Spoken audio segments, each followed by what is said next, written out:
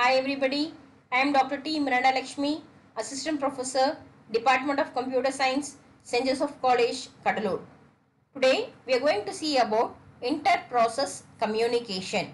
In short, we can say it as IPC. So inter-process communication stands for IPC. What is this inter-process communication? Communication among many process are going to communicate, they are going to talk. Okay, so how they are going to talk, that we are going to discuss in this unit. So inter-process communication means communication among many process is called as inter-process communication. This inter-process communication is implemented using a problem called as producer consumer problem. So now we can see what is actually this producer and what is my consumer. What is this problem? Before getting into producer and consumer, you have to know about a variable called as shared variable. Shared variable means every process can use that variable. For example, let us consider we are having X, Y, Z. We are having three processes X, Y and Z. We are having a variable A which is being shared by X, Y and Z. If a variable is going to be updated, or if it is going to be deleted, or it is going to be changed something, then it has to be intimated with X, Y and Z.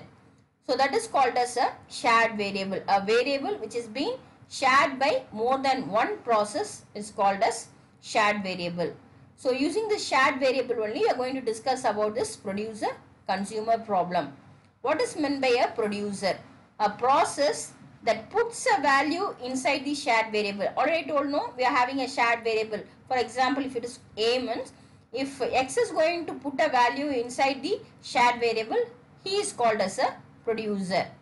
Or if it is in the right vice versa, a process which uses the shared variable, you are going to put a value, then that is a producer process. If you are going to use that value, then we will be saying it as a consumer process. So a process that puts a value inside the shared variable is called as a producer process, and the process which uses the shared variable, that is it is going to use it, then it is called as a consumer process. Now you can see the diagram. In this diagram we are having some many processes. Okay, this is your producer process, and I told, no, this is your shared variable and this is your consumer process.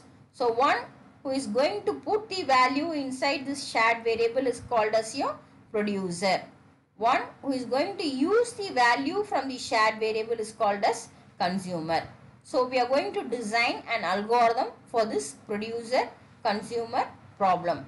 So before getting into the algorithm, you have to know about what is actually process synchronization. What is by process synchronization? Unless any of the producer process outputs a number, the consumer process should not try to print anything. Similarly, unless the consumer process prints anything, the producer process must not put any value inside the shared variable. This is called as process synchronization. I will explain it again. Unless a producer process outputs a number, the consumer process should not print any value. The producer process should put a value inside the shared variable, then the consumer process can print the value. Similarly, when the consumer process is taking and printing it, at that time the producer process, any other producer process must not change that shared variable. This is called as process synchronization. So unless any of the producer process outputs a number, you are going to output a number, the consumer process should not try to print it anything. Okay, it must not try to print it. In the same way, unless the consumer process prints, none of the producer process should output the next number. So if, for example, if I am going to give, here I am having a variable called as A. First one, it is giving it as, for A it is giving the value as 4. This 4 has to be printed by the consumer process. It has to be taken by the consumer process. After that only, the next person can change this A value to 10. Now if it is changed to 10, then again the consumer process must take that value and it has to print it. This is called as process synchronization. So when the producer process is putting any value inside the shared variable, the same time the consumer process must not print it. Okay. So when this is being done, after the consumer process consume it, then only the next producer process can change the value in the shared variable. So this is called as process synchronization. So this, unless the producer process outputs a number, the consumer process should not try to print anything. The same way, unless the consumer process prints it, none of the producer process should output the next number. So there should be a method for the producer process to communicate with the consumer process. So next class we are going to see how this producer process is going to communicate with the consumer process.